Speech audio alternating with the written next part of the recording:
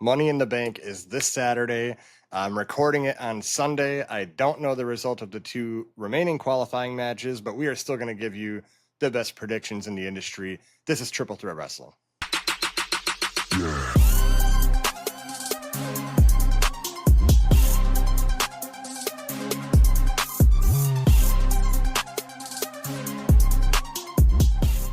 Welcome back to Triple Threat Wrestling. If you are new here, be sure to subscribe. We drop daily wrestling content. Hit that notification bell. Let you know when we drop new videos and new shorts. We appreciate all the support, the watch time. 2,500 subscribers almost. Over almost 500,000 views. We appreciate all the support, guys. Thank you so much. Make sure you check out the link tree down below. We are affiliate partners with the WWE shop and MLB, NBA, NFL, all your sporting needs. Join us in the link tree and buy all your merch. WWE Money in the Bank is this Saturday. We need to go over all the matches. We need to give you the predictions. See if you agree with us. Drop yours in the comments. Here we go. I'm going to start with Cena and Logan versus Jay and Cody. Look, Cody came back way too soon. That's just how it is. He was only gone for a month. He should have came back at SummerSlam. That's my honest opinion. This match is so thrown together, I couldn't even tell you why or how this came about, because the only two people that have interacted with each other before this, like last week, is Jay and Cody. Cena and Logan all of a sudden are like wanting to take over the world, and it just does not make sense. And you've tied up both world champions into this match. You should have had at least one championship match. And here's an example. Why would Gunther challenge Jay the night after Money in the Bank?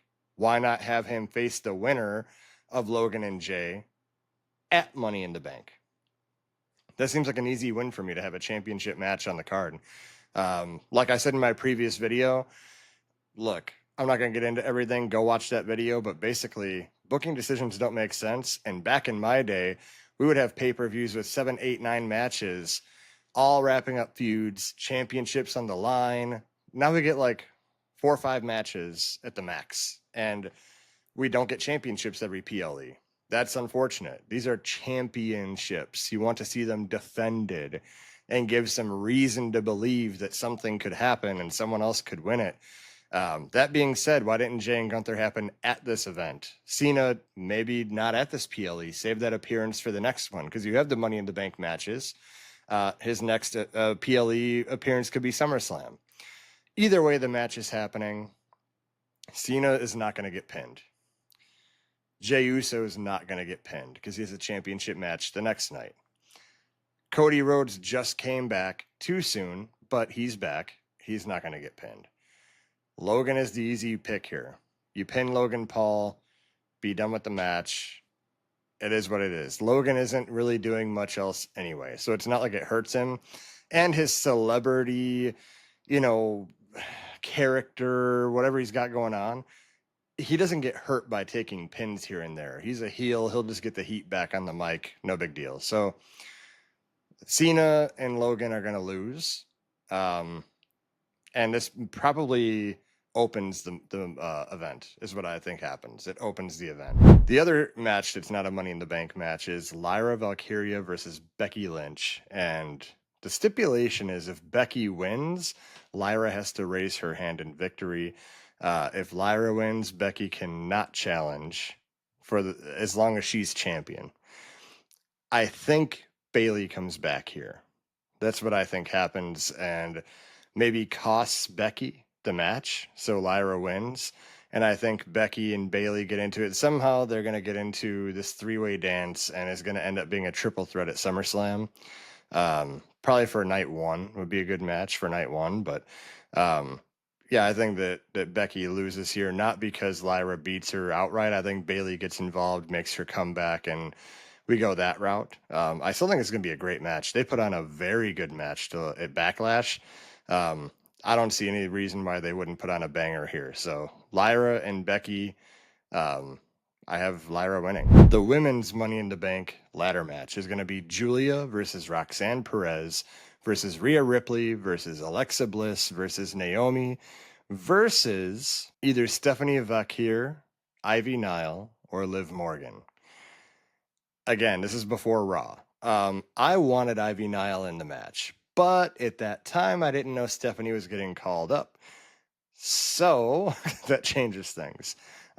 Liv Morgan, I think Roxanne does her dirty on the outside. I think that she gets distracted, causes some friction in the Judgment Day.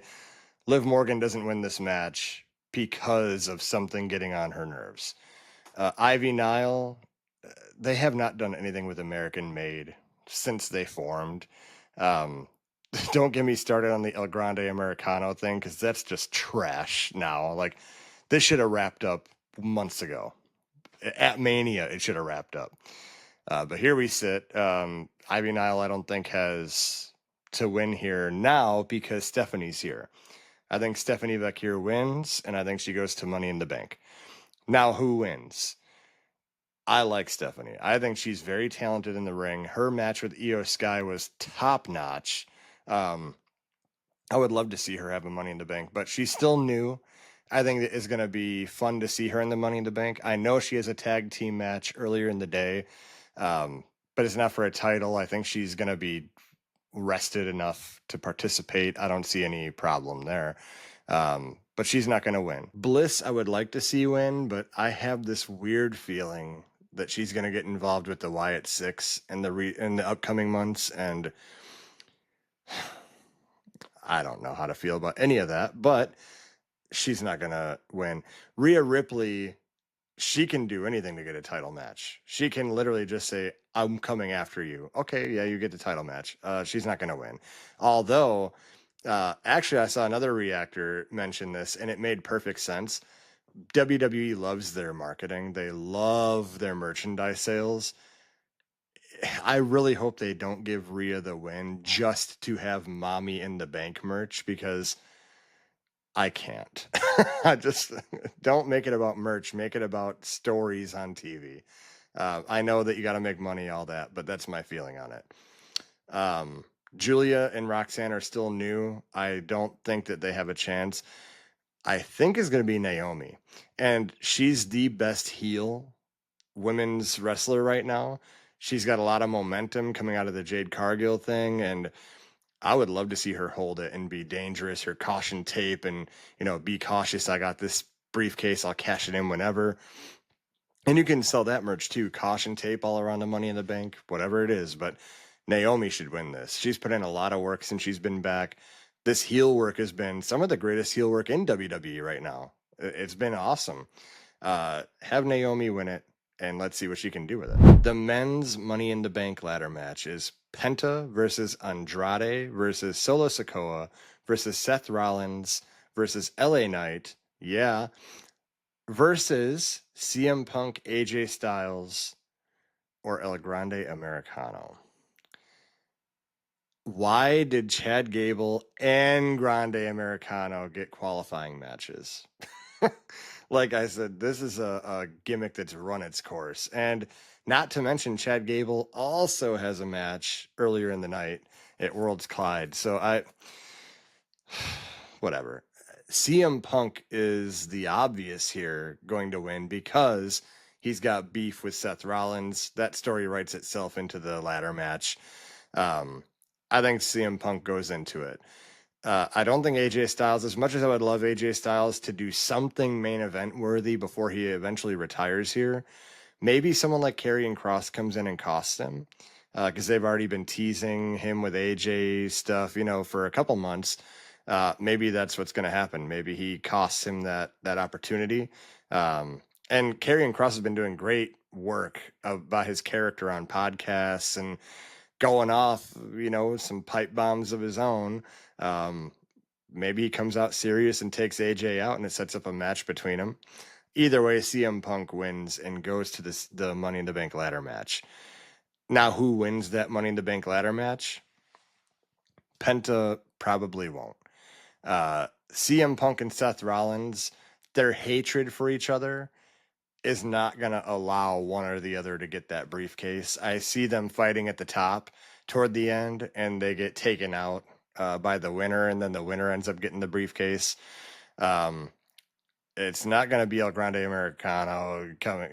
It's not going to be Solo because he has this stuff going on with Jacob Fatu and this whole dissension with JC Mateo and all that stuff. I don't see Solo winning here because you're not going to tease all this friction and all this with Fatu to end up carrying a briefcase if you're going for the United States Championship. So it won't be Solo. This is the year they do it. I don't know how the crowd reacts to it, but LA Knight finally gets the briefcase. I just hope for LA Knight it's not too late. Because remember when we wanted Roman to win all those Royal Rumbles and they finally let him win and we hated it because we didn't want it anymore. And they brought The Rock out to raise his hand. It didn't help because it was too little too late.